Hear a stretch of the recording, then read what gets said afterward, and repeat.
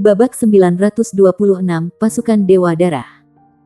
Tang Wulin memperkirakan bahwa ketinggian di sini setidaknya 6 km. Itu bukan tempat yang cocok bagi manusia untuk tinggal. Tanpa ragu, ini adalah tujuan dari perjalanannya saat ini. Ini adalah tempat di mana dia benar-benar akan bergabung dengan tentara. Dodoris Asmara sebenarnya telah menemukan tempat yang sempurna untuknya. Bagaimanapun, dia telah berhasil. Ketika dia memikirkan hal ini, Tang Wulin merentangkan anggota tubuhnya dan kemudian dengan cepat berlari ke barat. Dia baru saja berlari beberapa langkah ketika sebuah pemandangan yang menakutkan menyambutnya. Dan dia tiba-tiba berhenti di jalurnya. Sekitar 20 meter sebelum dia, 4 sosok melompat keluar dari salju tanpa peringatan. 4 senapan serbu yang jelas tidak konvensional diarahkan padanya. Keempat sosok itu mengenakan pakaian putih tebal dan berat. Dan senapan mereka terus diarahkan padanya. Dengan basis budidaya Tang Wulin, dia bahkan bisa merasakan bahaya dari mereka berempat. Dia segera mengangkat tangannya. Jangan salah paham. Saya di sini untuk mendaftar dan melapor untuk bertugas. Di antara 4 prajurit berpakaian putih, salah satu dari mereka menurunkan senapannya sementara 3 lainnya masih menunjuk ke arahnya. Tentara itu berjalan ke sisi Tang Wulin dan tidak mengatakan apa-apa. Dia menepuk seluruh tubuhnya. Ketika dia tidak menemukan senjata, dia melepas helmnya. Surat rekomendasi. Tang Wulin buru-buru mengeluarkan surat Amorous Douluo dari cincin penyimpanannya dan menyerahkannya kepadanya. Itu adalah sepotong logam putih keperakan. Gambar burung salju putih besar dicap ke permukaan logam. Burung besar itu tampak tampan dan sedikit menyerupai Raja Wali. Namun, rasio tubuhnya tidak persis seperti Raja Wali. Karena lebih besar dan cukup megah. Tang Wulin tahu bahwa ini adalah binatang jiwa yang dikenal sebagai salju condor. Dikatakan bahwa itu adalah dewa penjaga gunung bersalju. Meski begitu, jumlahnya sangat sedikit. Dia hanya melihat mereka selama kelas di Akademi Shrek. Gambar ini tampaknya menjadi lambang tentara di hadapannya. Jujur Tang Wulin tidak tahu banyak tentang tentara. Tujuannya untuk datang ke sini sangat sederhana dan itu adalah untuk berbaur. Dia kemudian akan mengandalkan kemampuannya sendiri dan perlahan-lahan mengambil alih tempat ini. Nama pasukan ini adalah Tentara Dewa Darah. Memang, itu adalah Dewa Darah dan bukan Dewa Salju. Meskipun pengucapannya sama dalam bahasa Mandarin, makna yang diwakilinya sangat berbeda. Tentara ini bahkan tidak terdaftar di antara militer federasi. Mereka adalah sesuatu yang unik. Dan mereka adalah pasukan yang paling kuat. Mereka menjaga batas rahasia di benua yang hanya diketahui oleh beberapa orang. Mereka yang memenuhi syarat untuk mendaftar di sini adalah elit sejati dalam segala hal.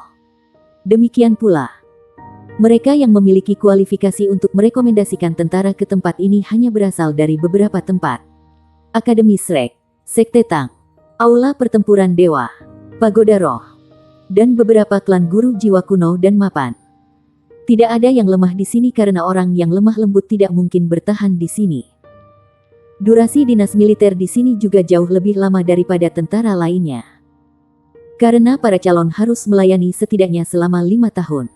Bagaimanapun, sebagian besar rekrut yang datang ke sini bertahan selama lebih dari 1 dekade sekaligus. Setelah prajurit itu memverifikasi surat rekomendasi Tang Wulin, dia tiba-tiba berdiri memperhatikan dan memberi hormat kepadanya. Salutnya berbeda dari yang dilakukan tentara federal biasa. Dia mengepalkan tangan kanannya dan memukulnya dengan paksa ke dadanya. Tang Wulin mengerti bagaimana mengamati adat istiadat tempat itu. Dia meniru dia dan memukul dadanya sendiri juga. Namun, dia ditangkap oleh prajurit itu. Kamu belum memenuhi syarat. Ikut denganku. Ketika dia berbicara, prajurit itu sudah berjalan menuju barak yang jauh dengan langkah besar. Seperti yang diharapkan, mereka tidak ortodoks. Tang Wulin sedikit terguncang. Tapi dia masih mengikutinya dengan tergesa-gesa. 3 prajurit lainnya kembali ke tempat mereka di bawah salju. Permukaan salju di atas mereka dengan cepat rata. Seolah-olah mereka tidak pernah ada di sana. Tentara itu membawa Tang Wulin ke barak. Salju di sekitar barak telah tersapu. Dia akhirnya bisa menginjak tanah yang keras dan kokoh dan tidak lagi harus berjalan dengan susah payah melewati salju tebal. Tentara itu menyapu salju yang menumpuk di tubuhnya. Lalu dengan cepat masuk ke barak. Begitu mereka memasuki barak, suasana berubah.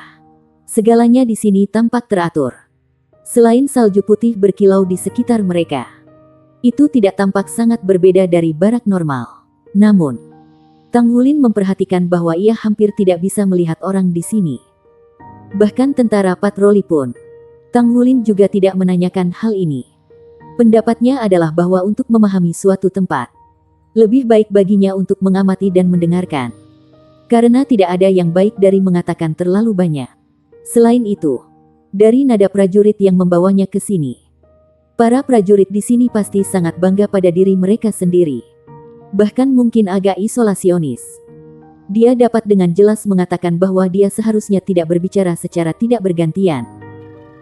Biarkan mereka melihat kekuatannya secara langsung dan berbaur dengan komunitas ini sesegera mungkin. Dia bertanya-tanya apakah teman-temannya juga memiliki pengalaman aneh di pasukan lain. Prajurit itu membawa Tang Wulin ke sebuah gedung dan menekan dinding dengan telapak tangannya. Seberkas cahaya memindai tubuhnya dan pintu logam di depannya meluncur terbuka. "Ikuti aku." Tang Wulin pergi bersamanya ke gedung. Segera, embusan angin hangat bertiup ke arah mereka.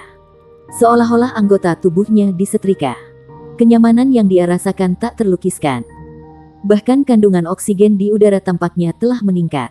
Tang Wulin menghela nafas panjang. Puas. Prajurit itu berbalik untuk meliriknya. Lalu, dia melepas helmnya. Tang Wulin segera merasakan bidang penglihatannya cerah. Yang mengejutkan, itu adalah seorang wanita dengan rambut coklat panjang. Dia terlihat berusia sekitar 26 tahun. Dia sangat tinggi dan mengenakan seragam militer tebal. Itu sebabnya Tang Wulin tidak dapat menentukan jenis kelaminnya sebelum ini. Ketika dia melihat bahwa prajurit itu benar-benar perempuan, dia tidak bisa menahan diri untuk tidak terkejut. Ekspresi prajurit perempuan itu sedingin es. "Untuk apa kamu melamun? Ikutlah bersamaku. Biarkan saya mengingatkan Anda. Mulai sekarang, Anda harus mulai mempersiapkan diri. Adapun apakah Anda akan dapat tinggal di sini, itu akan diputuskan dalam 3 hari ke depan. Terima kasih." Tang Wulin mengangguk. Tentara perempuan itu melirik pakaiannya yang tidak bergaris. Kesombongan selalu menjadi cara yang pasti untuk kematian seseorang. Setelah dia mengatakan ini, dia segera berbalik dan berjalan di dalam ruangan. Tang Wulin tidak bisa membantu tetapi menganggap ini lucu. Dia tahu bahwa dia pasti berpikir bahwa dia bermaksud untuk pamer dengan mengenakan pakaian tipis seperti itu. Namun, sebenarnya, meskipun dia tidak berada pada tingkat di mana dingin atau panas tidak memengaruhinya, suhu rendah ini benar-benar tidak terlalu mengganggu dia. Juga, dengan rangsangan dari suhu eksternal yang lebih rendah, pusaran esensi darahnya akan berputar lebih cepat. Itu setara dengan esensi darahnya mengolah sendiri. Dia mengikutinya ke dalam. Ekspresi Tang Wulin berubah segera setelah itu. Ada semua jenis peralatan di sekitar mereka. Banyak yang tidak dia kenal. Meski begitu, dia masih merasa nyaman di sini.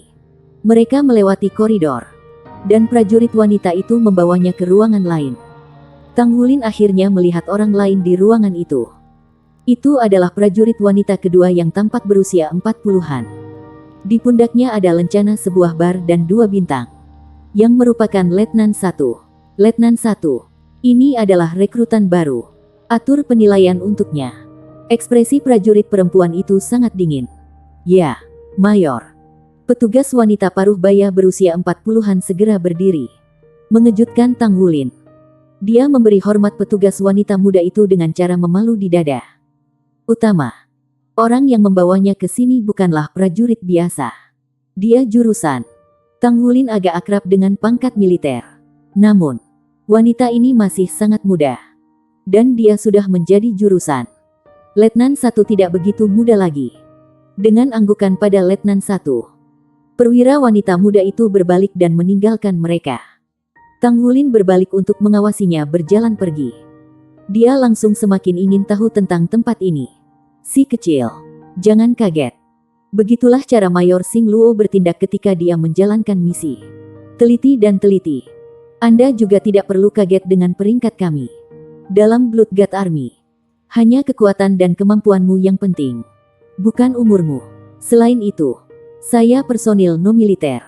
Saya di sini dengan suami saya sebagai tanggungan militer.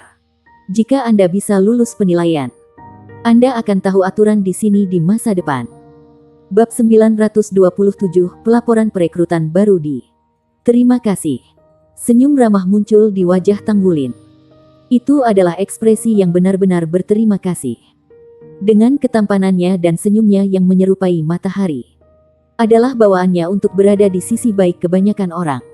Letnan pertama berdiri dan berkata, "Ikuti saya. Sudah cukup lama sejak kami memiliki pendatang baru. Anak muda yang tampan. Saya harus mengingatkan Anda. Tidak peduli dari mana Anda berasal atau asal-usul Anda. Jangan pernah sombong. Tentara Dewa Darah bukanlah pasukan biasa Anda. Mereka yang direkomendasikan di sini semuanya adalah putra para dewa yang bangga. Tapi, mereka yang tetap membuat kurang dari sepertiga dari angka awal. Kau anak muda yang sopan. Saya harap Anda bisa tinggal." Tanggulin bertanya, "Apakah kita akan memulai penilaian sekarang? Apakah tidak perlu pendaftaran?" Letnan satu menjawab, "Tidak perlu. Anda sudah membuktikan identitas Anda. Itu sebabnya Anda ada di sini. Selain itu, sebelum Anda lulus penilaian, segala bentuk pendaftaran tidak ada artinya. Mengapa kita mulai sekarang? Alasannya sederhana. Musuh tidak akan pernah memberitahu Anda ketika mereka datang." Setelah dia mendengar kalimat terakhirnya, Tanggulin segera memfokuskan pandangannya. Adegan serangan mendadak pada kota Shrek adalah sesuatu yang tidak bisa dia lupakan. "Kamu benar." Letnan pertama membawa Tanggulin keluar dari ruangan, dan mereka pergi ke tempat yang menyerupai gudang. "Kamu bisa memilih senjata apa saja yang kamu suka di sini. Perhatikan bahwa di mana Anda akan menjalani penilaian nanti, Anda tidak akan dapat menggunakan kekuatan jiwa Anda. Anda hanya dapat mengandalkan diri fisik dan senjata di sini. Jadi, pilih satu yang Anda kenal. Penilaian di mana dia tidak akan bisa menggunakan kekuatan jiwa." Tanggulin terkejut. Dalam hal itu, apakah kekuatan garis keturunannya akan terpengaruh? Di dalam gudang, ada sederetan senjata yang mempesona. Ada banyak senjata jiwa modern yang termasuk senapan serbu dan meriam jiwa. Mereka tersedia dalam semua varietas. Bahkan ada versi seluler yang dirancang untuk penggunaan prajurit individu. Tanggulin hanya mengenali sepertiga dari senjata di sini. Tetapi dia tahu cara menggunakan yang dia kenal. Setelah merenung sebentar, Tanggulin akhirnya mengambil batang yang panjang dan gelap. Meskipun dia tidak bisa menggunakan kekuatan garis keturunannya, dia memiliki keyakinan pada kekuatannya. Dia mungkin bukan ahli dalam senjata jiwa jarak jauh, tapi dia tahu cara mengoperasikannya. Jika dia akan bertarung dengan Mesya, dia akan mempertimbangkan untuk menggunakan senjata jarak jauh. Ketika dia melihat Tanggulin memungut tongkat yang panjang, Letnan pertama mengangkat alisnya sedikit. Ada sedikit penyesalan di matanya. "Aku melihatmu bersikeras memilih kesombongan. Ikut denganku." Nada suaranya agak kasar, tetapi dia tidak mengatakan apa-apa lagi. Letnan pertama membawanya keluar dari gudang ke pusat barak. Mereka berada di dalam gedung yang sangat besar. Bagian atas bangunan berbentuk seperti kerucut. Itu adalah bangunan tertinggi di barak dan tingginya sekitar 50 meter. Mereka masuk melalui pintu samping. Tanggulin akhirnya bertemu dengan tentara lainnya. Ada lusinan orang di dalamnya. Mereka mengenakan seragam militer putih yang cerdas. Ada lambang Snow Condor yang ditampilkan di dada mereka seperti yang ada di surat rekomendasinya. Tak satu pun dari mereka memperhatikan Tanggulin yang dipimpin oleh Letnan 1. Namun, Tanggulin memperhatikan, dari lencana di pundak mereka, bahwa mereka semua adalah perwira. Pangkat terendah mereka adalah Letnan 2. Tidak ada prajurit. Mungkinkah ini pusat komando pasukan Dewa Darah? Letnan pertama membawa Tanggulin ke lift di samping. Pintu lift terbuka. Ketika mereka berdua melangkah ke lift, suara sedingin es terdengar. "Tunggu." Orang lain melangkah ke lift. Mata Tanggulin cerah. Itu adalah prajurit wanita yang masuk. Bahunya dihiasi dengan lencana mayor. Dia adalah mayor wanita yang sama yang membawa Tanggulin ke barak. Saat ini, Dia telah melepas jaketnya yang tebal dan hanya mengenakan seragam militer putihnya. Seragam militer seputih saljunya disetrika dengan baik dengan hampir tidak ada lipatan. Dengan lambang emas di pundaknya, dia tampak gagah dan heroik. "Mayor." Letnan satu segera memberi hormat padanya. Mayor wanita juga memukul dadanya sendiri. Namun, tindakan itu terlihat canggung bagi seorang wanita.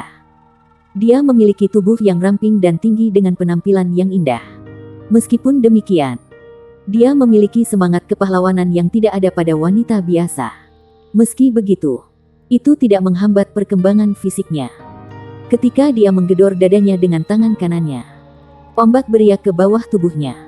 Itu membuat bibir Tang Wulin berkedut. "Aku akan bertanggung jawab atas penilaiannya. Anda dapat kembali ke pos Anda," kata sang mayor menurunkan suaranya. Letnan satu sedikit terkejut. "Anda secara pribadi mengambil alih?" Sang mayor mengangguk. "Ya, saya memantau perjalanannya di pegunungan. Jadi, saya akan bertanggung jawab atas penilaiannya." "Dimengerti." Letnan satu memberi hormat lagi padanya. Dia kemudian keluar dari lift dengan langkah besar. Pintu lift tertutup. Tang Wulin bisa merasakan bahwa lift itu turun. Di ruang tertutup dan sedikit sempit, itu hanya dia dan utama wanita. Tang Wulin berdeham. "Selamat siang, Mayor. Namaku Tang Wulin. Panggil aku petugas senior," kata mayor wanita dengan dingin. "Dimengerti. Selamat siang, petugas senior." Tang Wulin menambahkan dengan tergesa-gesa. "Berdiri tegak," teriak mayor wanita. Tang Wulin sedikit terkejut. Dia kemudian berdiri tegak sebagai ramrod. Dia tidak terbiasa diteriaki dengan nada memerintah. Namun, ketika dia mengingat kata-kata Letnan satu, dia tetap diam. Jurusan wanita tidak mengatakan apa-apa lagi. Dia juga tidak memperkenalkan diri. Setelah beberapa saat, bel lift berdering dengan ding. Pintu lift terbuka. Mereka keluar dari lift dan melangkah ke koridor logam. Membuat takjub Tang Wulin. Mereka berjalan di sepanjang koridor dan berbelok ke kiri. Sang mayor membawa Tang Wulin ke sebuah ruangan. Saat memasuki ruangan, wajah Tang Wulin langsung menunjukkan syok. Kamar itu memukulnya dengan ledakan nostalgia. Ini, mengapa itu menyerupai pintu masuk ke platform kenaikan roh-roh pagoda? Itu adalah platform kenaikan spiritual tingkat menengah untuk Dibut. Penutup kaca didirikan di sekitar ruangan. Dilihat dari ukuran mereka, dia tidak ragu bahwa mereka dimaksudkan untuk mengakomodasi orang-orang dengan ruang berdiri di dalam. Sang mayor berjalan ke meja kendali dan mulai mengoperasikan mesin. Tangannya bergerak cepat saat mereka melintas keyboard. Serangkaian suara klik renyah bisa didengar. Dua tutup kaca perlahan dibuka. Berbagai instrumen di dalam ruangan juga menyala. "Apakah Anda pernah ke platform kenaikan roh sebelumnya?" Sang mayor berbalik ke arah Tang Wulin untuk bertanya. "Sudah," jawab Tang Wulin dengan jujur. Sang mayor mengangguk dan berkata, "Penilaian Anda akan serupa dengan apa yang telah Anda alami di platform kenaikan roh. Misi Anda sederhana. Kamu harus melindungiku sampai penilaian berakhir. Dimengerti?" Tang Wulin mengangguk dan berjalan menuju salah satu selimut kaca.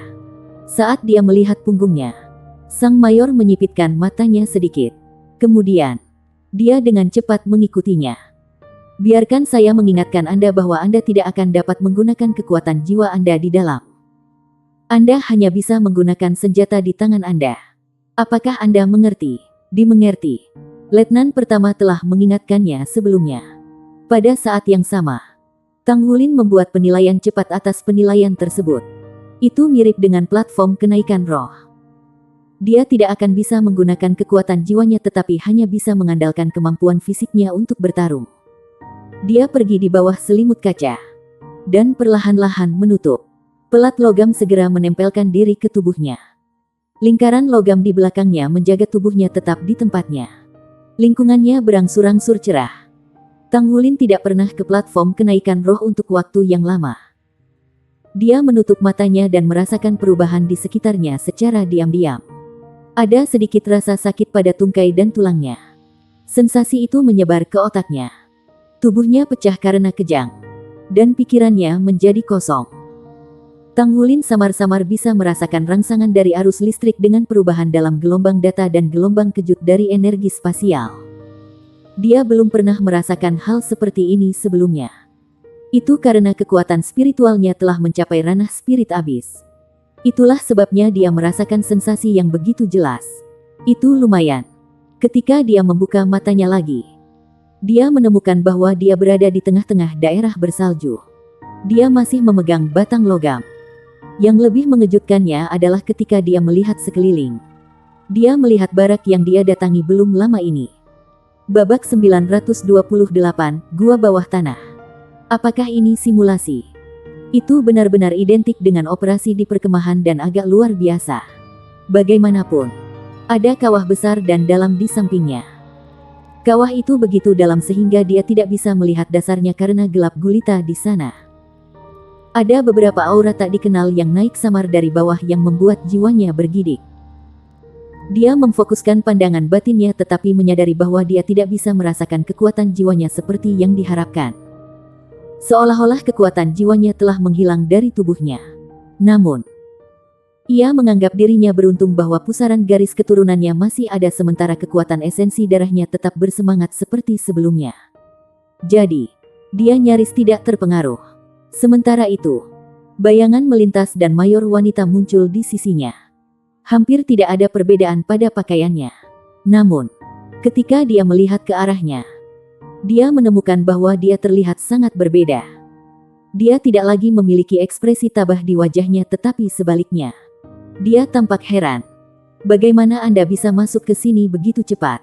Tanya Mayor dengan bingung. Kecepatan saya juga penting. Tanya Tang Wulin sebagai jawaban. Ekspresi Mayor wanita kembali normal. Dia menunjuk jurang di samping. Lompat turun. Oke. Tang Wulin melompat langsung ke lubang hitam tanpa ragu sedikit pun. Meskipun dia tidak tahu apa yang ada di bawah. Tidak ada yang perlu ditakuti di dunia simulasi ini. Bagaimana dia bisa takut jatuh ke kematiannya setelah semua yang dia alami baru-baru ini? Selain itu, tidak mudah mati karena jatuh dengan kehebatan fisiknya. Sang Mayor mengikuti dengan cermat dan melompat juga. Lingkungan mulai menjadi gelap, tetapi mata Tang Wulin bersinar terang. Matanya berkilauan dengan cahaya ungu. Itu adalah mata setan ungu miliknya. Budidaya Purple Demon Eyes mampu meningkatkan kekuatan spiritual seseorang. Di sisi lain, begitu seseorang telah mencapai tingkat kekuatan spiritual tertentu, Purple Demon Eyes seseorang dapat ditingkatkan juga. Dengan demikian, mata setan ungu Tang Wulin telah maju ke tingkat ketiga. Meskipun ia belum menyelesaikan budidaya, itu seharusnya merupakan proses akumulatif. Secara alami, ia akan mencapai kesuksesan tanpa banyak usaha dengan berlalunya waktu. Itu benar-benar sebuah gua. Dinding di sekitar gua itu tidak rata dan tidak buatan manusia. Dia jatuh sekitar 100 meter sebelum dia tiba-tiba berhenti. Momentumnya segera berkurang saat ia terjebak dalam jaring. Dengan Purple Demon Eyes-nya, Tang Wulin bisa melihat lubang bundar dengan ukuran berbeda dengan jelas setelah menstabilkan dirinya di dalam jaring. Di sebelah jaring, lubang terbesar adalah 10 meter sementara diameter yang lebih kecil setidaknya 2 meter. Bentuk lubangnya tidak beraturan, dan sulit untuk mengetahui lubang apa yang digali. Wanita utama turun dari jaring dan mendekati lubang sambil melambaikan tangannya ke Tang Wulin secara bersamaan. Tang Wulin memegang tongkat panjang di tangannya saat ia berjalan dengan cepat. Ketika dia berdiri di samping jurusan wanita, Sang Mayor berkata, "Mulai sekarang, kita mungkin berada dalam bahaya kapan saja. Anda harus melindungi saya dari bahaya dan terus menjelajah jauh ke dalam lubang. Jarak yang Anda tutup dalam lubang akan digunakan sebagai hasil dari tes ini. Apakah kamu mengerti?" "Ya." Tang Wulin mengangguk. Dia menyilangkan tongkat panjang di depan tubuhnya saat dia memimpin jalan ke dalam lubang. Lubang yang dipilih oleh Sang Mayor berdiameter sekitar 3 meter. Lubang itu gelap gulita mirip dengan sisa tempat itu. Akibatnya, dia tidak bisa melihat situasi di depan dengan jelas. Tang Wulin menyipitkan matanya. Dia tidak diizinkan menggunakan kekuatan jiwanya tetapi kekuatan rohaninya tetap tidak terpengaruh.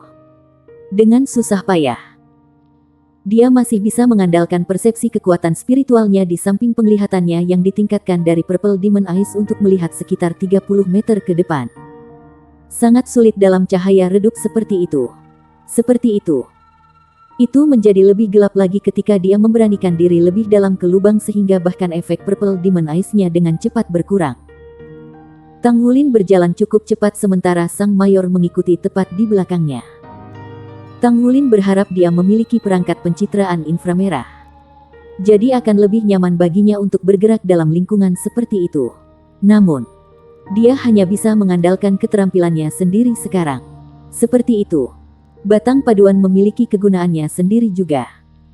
Dia mengandalkan kontak antara batang dan dinding di kedua sisi untuk menentukan tingkat keamanan di sekitarnya. Tiba-tiba, ada aliran udara dari depan. Tang Wulin mengangkat batang paduan di tangannya dan melambaikannya di aliran udara yang bergelombang. Pada saat yang sama, kaki kanannya mundur selangkah sementara dia menggunakan tubuhnya untuk melindungi mata pelajaran utama di belakangnya. Puff! Gedebuk lembut terdengar ketika Tang Wulin memukul sesuatu. Dia menggunakan Purple Demon Eyes untuk mencermati dan menemukan bahwa itu adalah makhluk hidup yang mirip dengan kelelawar. Itu tidak terlalu besar tetapi dampaknya terasa cukup kuat. Dia memperkirakan sekitar 100 kg. Dia tidak merasakan apa-apa. Tetapi orang lain akan jatuh dari dampaknya. Makhluk seperti kelelawar tidak mati setelah dipukul oleh tongkatnya. Sebaliknya, ia menjerit dan mundur sebelum menerkam Tang Wulin lagi dengan 4 cakarnya terentang untuk meraih Tang Wulin. Untungnya, Tang Wulin tidak lengah. Sebagai tanggapan, ia menyodokkan batang panjang itu ke tubuh kelelawar. Kali ini, dia menggunakan lebih banyak kekuatan. Puff! Terdengar bunyi lembut. Makhluk seperti kelelawar itu diledakkan oleh tusukan itu. Pada saat berikutnya, itu meledak di udara. Serangan Tang Wulin murni berdasarkan kekuatan. Dia memiliki kontrol kekuatan yang sangat baik sehingga dia dapat fokus dan mengerahkan kekuatannya melalui tongkat. Kekuatannya disalurkan ke tubuh makhluk itu melalui batang panjang dan akibatnya dihancurkan. Mayor wanita di belakangnya mengangkat alisnya. Tetapi Tang Wulin tidak bisa mengatakan ekspresinya dalam gelap secara alami. Dia berhenti sejenak sebelum melanjutkan berjalan. Dia berjongkok di sebelah bangkai kelelawar untuk melihatnya ketika dia lewat. Tang Wulin menemukan dengan takjub bahwa bangkai kelelawar itu menyusut dengan cepat sebelum menghilang sama sekali. Tampaknya ada beberapa bentuk energi yang menghilang di udara setelah menghilang. Apakah itu tidak terbuat dari bahan asli? Tang Wulin sedikit mengernyit saat mengingat bagaimana kelelawar dihancurkan sebelumnya. Tidak ada darah. Sebaliknya, rasanya seperti bola energi meledak. Namun, energi itu tidak menguntungkannya dan tidak akan memperkuat energi spiritual cincin jiwanya tidak seperti platform kenaikan roh.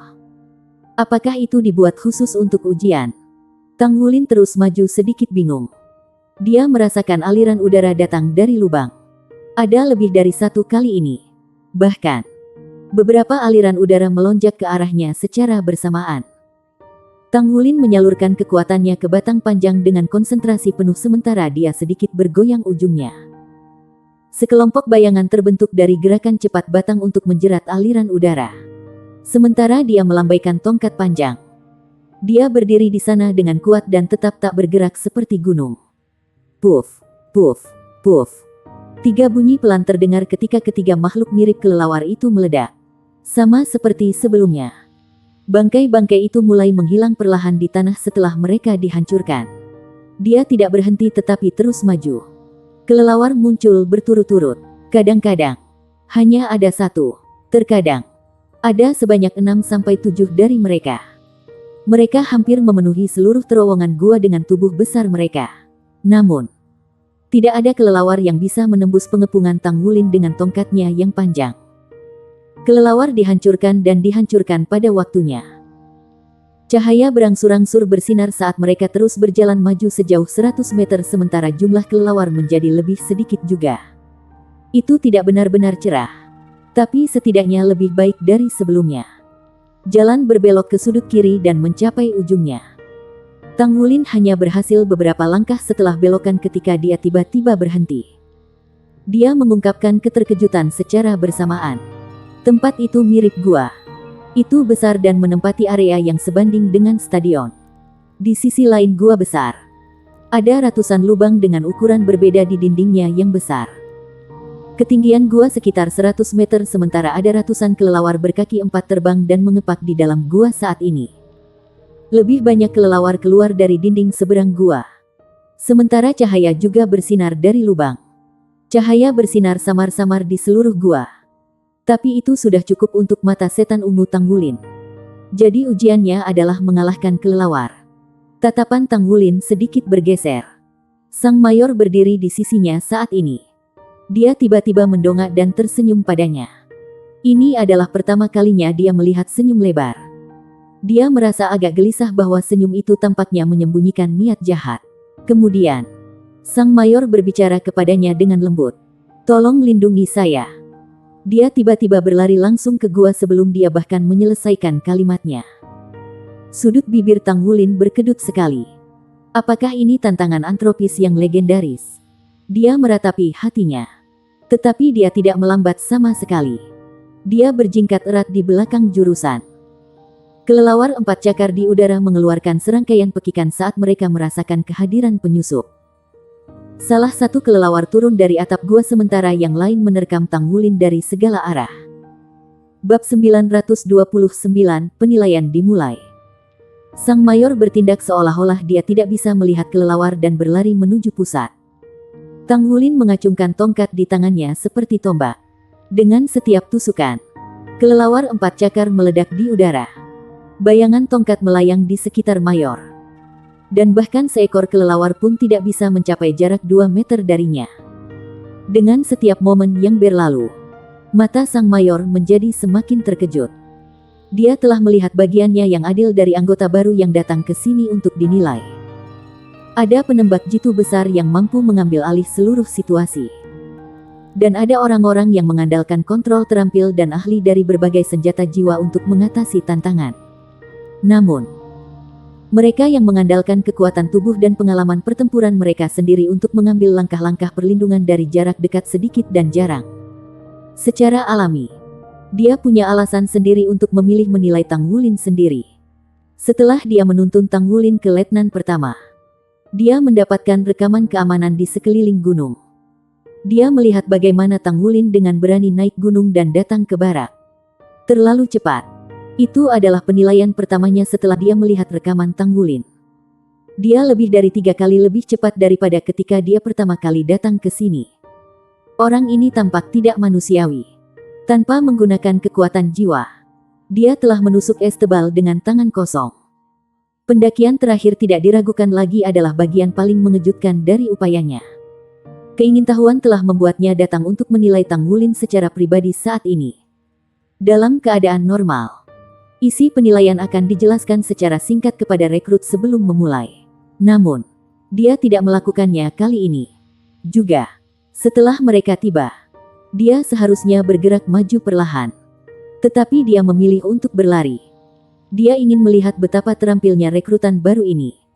Jadi dia meningkatkan kesulitan penilaian dengan sengaja. Namun, fakta bahwa kekuatan Tanggulin bukan hanya kekuatan ledakan sudah jelas. Kekuatan dari kemajuan kelelawar cakar 4 bisa mencapai 500 kg. Itu bukan sesuatu yang bisa dengan mudah diblokir bahkan oleh master jiwa 3 cincin atau 4 cincin dengan kekuatan fisik yang luar biasa.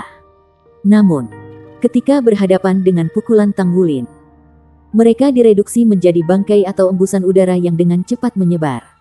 Pada saat sang mayor berlari ke tengah gua, lebih dari setengah dari kelelawar cakar 4 telah terbunuh oleh Tanggulin. Meski begitu, Tanggulin telah melihat masalah. Kelelawar cakar 4 ini tangguh dan tidak takut mati. Mereka tidak memiliki gagasan tentang ketakutan. Begitu banyak teman mereka yang sudah mati. Tetapi mereka masih menyerang dengan gila. Tubuh mereka dipenuhi dengan haus darah. Bahkan binatang buas tidak akan melakukan ini. Serangan mereka sangat ditentukan. Dan Tanggulin hanya bisa melihat kekejaman di mata mereka. Tidak ada tanda-tanda teror, ketakutan, atau ketakutan. Makhluk macam apa ini? Apakah mereka diciptakan oleh Blood God Army untuk meningkatkan kesulitan penilaian? Sementara tenggelam dalam pikirannya sendiri, Dia membunuh sebagian besar kelelawar yang menerkamnya. Ketika jumlah kelelawar mati meningkat, bahkan di dalam cahaya redup, Tang Wulin bisa melihat gumpalan udara naik dan secara bertahap berkumpul bersama. Kemudian, mereka melayang ke arah lubang. Tang Wulin menoleh untuk melihat mata pelajaran utama. Itu saja. Senyum muncul kembali di ujung bibir sang mayor. Kamu terlalu banyak berpikir. Pada saat yang tepat, geraman pelan tiba-tiba bergema di seluruh gua. Tak lama kemudian, dari sebuah gua berukuran sedang, kelelawar besar terbang keluar. Itu lebih dari 2 kali lebih besar dari kelelawar sebelumnya. Dan memiliki 6 cakar di bawah perutnya. Itu mengembangkan sayapnya dan menjerit tajam. Suara itu seolah mengirim riak di udara. Mata Tang Wulin fokus. Serangan sonik. Dia dengan cepat melepaskan kekuatan spiritualnya. Dia tahu betul bahwa serangan sonik ini bukan sesuatu yang bisa dia hambat hanya dengan menutupi telinganya. Pada saat yang sama, dia mengulurkan tangan dan menarik mata pelajaran itu ke lengannya. Menopang pinggangnya dengan tangan kiri. Cahaya keemasan keluar dari matanya. Dipegang begitu dekat dengan Tang Wulin. Sang mayor tidak bisa melihat cahaya keemasan datang dari matanya. Di dalam perusahaan Tang Wulin, pelukan hangat. Sang mayor merasakan detak jantungnya meningkat secara instan. Namun, gelombang kejut yang diantisipasi tidak mencapai mereka. Seolah-olah itu telah diblokir oleh sesuatu. Kelelawar 6 cakar di udara melolong nyaring. Tiba-tiba ia menarik sayapnya dan menembak Tang Wulin seperti panah. Itu terus menjerit saat tanpa henti menyerang Tang Wulin dengan gelombang sonik. Tang Wulin mendengus. Dia memfokuskan pandangannya dan 2 sinar cahaya keluar dari matanya seperti kilat ungu. Pada saat itu, sang mayor baru saja mengangkat kepalanya dan melihat kilatan ungu yang meledak dari matanya. Kelelawar 6 cakar mengeluarkan pekikan bernada tinggi. Tubuh menerkamnya segera berhenti. Dan Tang Wulin melompat ke udara. Tangan kirinya masih menempel erat pada mata pelajaran utama sementara dia memukul dengan batang logam di tangan kanannya. Kelelawar 6 cakar benar-benar tangguh. Bahkan di bawah serangan spiritual Purple Demon Eyes, itu masih bisa bereaksi. Ini melebarkan sayapnya sekali lagi dan menebas batang logam yang Wulin. 6 cakar itu jelas lebih besar dari kelelawar bercakar 4. Bam! Tubuh kelelawar 6 cakar yang lebih dari 2 meter dikirim terbang. Itu tidak jauh berbeda dengan kelelawar bercak 4 sebelumnya. Sementara mayor wanita itu menatap dengan bingung. Tubuhnya meledak di udara dengan ledakan keras. Itu berubah menjadi fragmen yang tak terhitung jumlahnya dan tersebar di mana-mana. Ini. Apakah dia baru saja menghancurkan kelelawar 6 cakar tanpa menggunakan kekuatan jiwa? Jurusan utama perempuan merasa seolah-olah otaknya tidak memiliki kapasitas untuk ini. Namun, Tang Wulin tidak memperhatikan. Dia melonggarkan lengannya di pinggangnya dan berkata dengan nada meminta maaf. Maaf jika saya telah menyinggung kesopanan Anda. Aku tidak bermaksud begitu. Itu karena serangan sonik kelelawar. Jika kamu terlalu jauh dariku, aku khawatir aku tidak akan bisa menjamin keselamatanmu. Sang mayor tidak mengatakan apa-apa. Dia memandang Tang Wulin sedikit berbeda. Keingintahuan yang sudah ada di sana semakin intensif. Pada awalnya, dia berpikir bahwa Tang Wulin sombong karena dia mengambil tongkat sebagai senjata. Dari semua hal, namun, ketika dia melihat Tang Wulin menghancurkan kelelawar 6 cakar dengan satu serangan, gagasan miliknya lenyap seketika. Dengan keterampilan bertarung jarak dekat, pada dasarnya dia telah lulus penilaian kekuatan. Namun, penilaian Bloodguard Army tidak sesederhana tes kekuatan saja. Aspek yang lebih penting adalah kepribadian seseorang. Tidak banyak di pasukan Dewa Darah. Tetapi mereka adalah perwira yang benar-benar setia yang akan selalu saling mendukung. Alasan mereka meminta anggota baru untuk melindungi orang lain selama penilaian mereka adalah bahwa mereka ingin menguji apakah mereka akan mengorbankan diri untuk orang lain dalam situasi yang berbahaya. Namun, ini hanya bisa diuji dalam situasi berbahaya aktual. Jika tidak ada bahaya, bagaimana mereka bisa menguji ini? Karena sang mayor tidak dapat menghentikan penilaian di tengah jalan, ia memilih untuk tetap diam.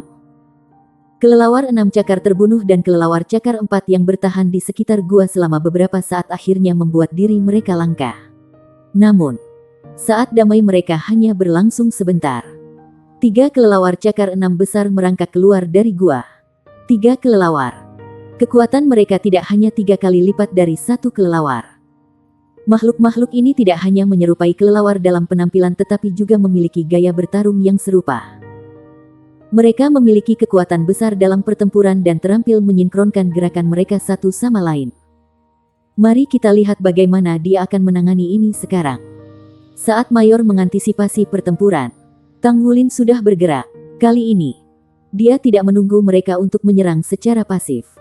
Tanpa ancaman kelelawar cakar 4, dia tidak perlu lagi khawatir tentang keselamatan sang Mayor. Itulah sebabnya ketika 3 kelelawar 6 cakar merangkak keluar dari gua, Tang Wulin segera beraksi.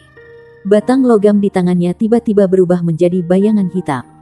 Dengan ledakan memekakkan telinga, itu terbang lurus ke salah satu dari kelelawar 6 cakar. Pada saat yang sama, dia melompat berlari dan dengan berani melompat ke kelelawar kedua. Batang logam adalah yang pertama mencapai target. Dengan suara keras, kelelawar 6 cakar di dalam gua langsung dihancurkan sebelum bahkan bisa merangkak keluar darinya. 2 kelelawar lainnya baru saja mengeluarkan kepala ketika Tang Wulin sudah berada di salah satu dari mereka. Bab 930, Makhluk yang Menakutkan. Dia membentuk kepalan dengan tangan kanannya dan meninju kelelawar 6 cakar. Kelelawar baru saja merangkak keluar dari gua. Jadi dia baru saja menstabilkan pijakannya dan tidak bisa mengelak. Yang bisa dilakukan hanyalah menyerang Tang Wulin dengan 6 cakarnya. 6 lawan 1. Itu adalah pertarungan sengit. Namun, pada saat itu, Tang Wulin memiliki sedikit teknik yang disiapkan. Dia menekuk kakinya dan mengetuk 2 cakar kelelawar dengan ujung jari kakinya. Kemudian, dia menarik tubuhnya kembali dan menghindari serangan kelelawar 6 cakar. Mendaratkan pukulannya tanpa ampun ke kepalanya. Boom! Tubuh kelelawar 6 cakar hancur. Tang Wulin mengandalkan momentum untuk melakukan jungkir balik dan turun dari langit. Ketika dia jatuh, dia mengulurkan tangan kirinya ke arah batang logam yang telah dia lemparkan. Naga pengendali derek, bahkan tanpa dukungan kekuatan jiwanya. Pusaran esensi darah dalam dirinya masih berputar dengan kecepatan tinggi. Dia juga telah melepaskan Dragon Cap Turing Controlling Crane-nya.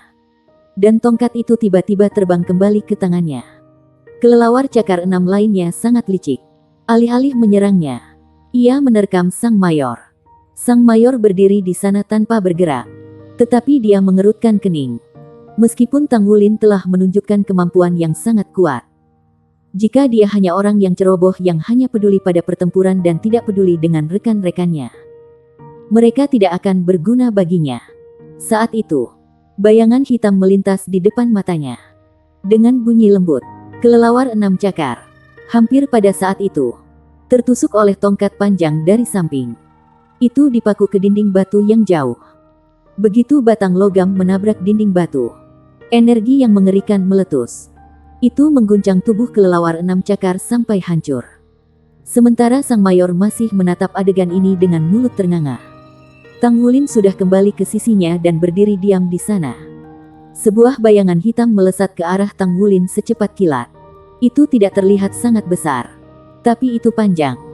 Seperti ular dengan deretan cakar kecil di bawah perutnya. Ketika hampir mencapai Tang Wulin, tiba-tiba membuka rahangnya dan membuatnya menggigitnya. Makhluk ini datang dengan sangat cepat. Itu hampir mencapai Tang Wulin ketika ia melemparkan batang logamnya untuk yang kedua kalinya dan mengenai kelelawar 6 cakar ketiga. Tentu saja, targetnya bukan Tang Wulin, tetapi utama. Tang Wulin cukup cepat untuk melindungi Mayor dengan tubuhnya sendiri. Namun, batang logam itu tidak ada di tangannya saat ini. Rahang terbuka makhluk itu berdiameter lebih dari 1 meter. Ada deretan gigi tajam dan aneh di dalam mulutnya yang besar. Tetapi yang lebih menakutkan adalah menjulurkan lidahnya dengan kecepatan kilat dan menusuk Tang Wulin seperti tombak. Jika dia berurusan dengan lidah, dia tidak akan bisa berurusan dengan rahang. Dia hanya dengan cepat berhasil melindungi Sang Mayor. Jadi tidak peduli bagaimana dia melihatnya. Dia tidak akan bisa bereaksi pada waktunya untuk memblokir serangan makhluk ini. Pada saat kritis ini, Tang Wulin bereaksi dengan cara yang bahkan tidak diharapkan oleh Sang Mayor. Tampak seolah-olah dia terpeleset. Seluruh tubuhnya jatuh ke tanah. Tidak hanya itu. Dia menyapu kaki sang mayor dengan tangan kanannya dan membuatnya jatuh ke belakang juga. Sang mayor berseru kaget. Dia tidak bisa mengendalikan tubuhnya sendiri. Tetapi dia melihat bahwa lidah yang seperti tombak merindukannya dengan selebar rambut di atas hidungnya. Meskipun dia terengah-engah, dia tidak menutup matanya. Ini adalah kualitas yang diperlukan untuk seorang prajurit yang luar biasa. Dia berbalik untuk melihat ke arah Tang Wulin. Dia melihat bahwa ketika Tang Wulin jatuh ke belakang, dia menopang tubuhnya dengan satu kaki sementara dia menendang ke atas dengan kaki lainnya. Mendaratkan pukulan ke dagu makhluk itu. Kekuatan tendangannya begitu mengerikan. Itu menutup mulut makhluk itu dengan paksa. Dagunya bertabrakan dengan rahang atasnya dengan kecepatan menyilaukan. Dengan bunyi gedebuk, lidah panjang makhluk itu terputus oleh rahangnya sendiri. Tidak hanya itu. Kekuatan Tang Wulin bahkan menghancurkan mulutnya yang penuh dengan gigi baja. Giginya keluar dari mulutnya. Ketika Tang Wulin menendang keluar, dia tidak lupa untuk menarik kaki sang mayor. Sang mayor hanya merasakan kekuatan lembut di kakinya yang menstabilkannya sesaat sebelum dia akan menyentuh tanah. Tang Wulin sudah bangkit kembali. Dia mendukung punggungnya dengan tangan kanannya dan dengan ringan mengetuk tanah dengan tangan kirinya. Tanpa menggunakan terlalu banyak kekuatan, dia berdiri tegak lagi dan membawanya bersamanya. Semua ini tercapai saat mereka menarik napas. Gerakan Tang Wulin tampak sealami awan dan semulus air yang mengalir. Dia tidak tampak terburu-buru sedikit pun. Sebagai hasil dari satu tendangan, makhluk itu menggigit lidahnya sendiri, menghancurkan giginya dan tubuhnya dikirim terbang ke atas. Tang Wulin mengetuk tanah dengan ujung jari kakinya dan naik ke langit. Dia dengan cepat berlari ke arah batang logamnya sementara dia memegang mata pelajaran utama di tangannya. Sang mayor baru saja keluar dari kebodohannya. Namun, hanya ada satu pikiran yang terlintas dalam benaknya. Dia bahkan bisa melakukan itu. Serangkaian lolongan melengking datang dari gua. Tubuh ular raksasa yang dikirim terbang di udara dengan tendangan Tang Wulin tiba-tiba membeku. Tak lama setelah itu, dari celah terbesar, keluarlah sebuah cakar besar yang tiba-tiba meraih tubuh ular. Itu tersentak mundur dengan kekuatan besar dan ular aneh menghilang di tengah-tengah ratapan. Tang Wulin baru saja mencabut batang logamnya dari dinding. Dan ekspresinya muram. Apa itu tadi? Ukuran cakar berdiameter lebih dari 6 meter. Jika dia menilai itu dengan standar normal, pemilik cakar ini pasti tidak bisa merangkak keluar dari celah ini. Juga, ini adalah pertama kalinya dia benar-benar merasa terancam. Dia menarik mata pelajaran utama dan menempatkannya di belakangnya. Tang Wulin mengulurkan tongkat di depannya saat matanya mengamati celah. Setelah jeda singkat, seluruh gua tiba-tiba mulai bergetar sedikit. Kemudian, kabut tiba-tiba keluar dari semua lubang. Sok melintas di mata mayor itu. Dia jelas tahu makhluk apa itu. Namun, dia jelas tidak membayangkan bahwa hal seperti itu akan muncul dalam penilaian ini. Kabut tebal berwarna kekuningan saat mengelilingi mereka. Tang Wulin merasa seolah-olah atmosfer di gua tiba-tiba berubah. Suhu tetap tidak berubah, tetapi ada getaran yang tidak stabil yang menekan mereka. Apa ini? Dia tidak terburu-buru meluncurkan serangan. Sebaliknya, dia mengamati dengan tenang. Karena itu membuatnya merasa terancam. Kekuatan pertarungan benda ini pastinya bukan masalah tertawa. Kabut cepat mengembun dan sesosok besar muncul.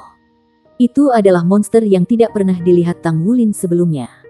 Itu memiliki kepala naga raksasa. Tetapi tubuhnya seperti bukit. Ditutupi sisik hijau gelap dan didukung oleh 3 kaki. Tubuh bagian atasnya yang tangguh jelas penuh dengan kekuatan. Lengannya sangat panjang. Dan 2 cakarnya yang tajam persis seperti yang dilihat Tang Wulin beberapa saat yang lalu. Setiap cakar memiliki lebar lebih dari 5 meter. Itu menyeret ekor besar di belakangnya sendiri dan memiliki 4 mata yang berkedip dengan cahaya merah darah. Aura seluruh tubuhnya memancarkan sangat keji. Itu Baan. Hati-hati. Saran mayor itu. Baan. Apa itu tadi? Selain namanya. Peringatan sang mayor tidak memiliki informasi untuk Tang Wulin. Namun, itu lebih baik daripada tidak sama sekali. Untuk monster yang memiliki nama dan nama keluarga sendiri, Jelas bahwa itu tidak akan mudah untuk ditangani. Tang Wulin menurunkan suaranya. Persiapkan dirimu di dinding gua di sini dan jangan bergerak. Aku akan mengatasinya. Saat dia mengatakan ini, dia sudah melangkah maju dan menyerbu monster itu. Monster ini benar-benar besar. Tingginya lebih dari 40 meter. Di antara semua binatang buas dari benua yang dilihat Tang Wulin, itu adalah yang kedua setelah naga tuan. Namun, dia saat ini tidak dapat menggunakan jiwa bela dirinya. Dan dia tidak punya cara untuk memanggil naga tuan. Kalau tidak, itu akan menjadi pilihan yang bagus untuk melawan makhluk ini dengannya. Dibandingkan dengan Baan yang kolosal ini, Tang Wulin tampak kecil dan tidak berarti. Dengan lompatan besar, dia melonjak seperti panah, menggerakkan udara saat dia naik. Dia mengangkat tongkat panjang di tangannya dan memukul Baan dengan tongkat itu. Sang mayor berdiri di sudut, sementara dia menyaksikan tuduhan Tang Wulin. Hatinya sedikit bergetar saat itu karena alasan yang tidak diketahui olehnya. Tidak semua orang memiliki keberanian untuk menyerang monster dengan pangkat Baan. Ini terutama benar ketika itu adalah pertemuan pertama orang itu dengannya. Baan geram dengan marah. Keempat matanya bersinar seperti bola api. Itu membuka mulutnya dan api ungu gelap melesat ke Tang Wulin. Sang mayor secara naluriah menutup matanya. Dia benar-benar tidak ingin melihat Tang Wulin dibakar menjadi abu di tengah-tengah api setan abis yang dalam. Untuk master jiwa biasa tanpa peralatan apapun, ketika mereka dihadapkan dengan Deep Abyss Demon Flame Baan, tidak ada kemungkinan lain selain melebur secara instan dan berubah menjadi hantu. Namun, pada saat berikutnya, suara yang sampai di telinganya adalah deru kesakitan Baan. Dia dengan cepat membuka matanya. Sang mayor melihat dengan kaget bahwa sosok emas telah menyerang bagian atas kepala Baan. Dia tidak akan pernah melupakan pemandangan yang mengejutkan ini. Tubuh besar Baan terbang ke samping menuju dinding gua yang jauh. Itu jatuh secara kasar dan memantul sebelum akhirnya mendarat di tanah. Tang Wulin turun dari atas dan melemparkan batang logam itu. Dia tidak punya pilihan lain. Batang logam paduan ini seharusnya sangat tangguh, tetapi sudah bengkok dan tidak bisa digunakan lagi. Bersambung.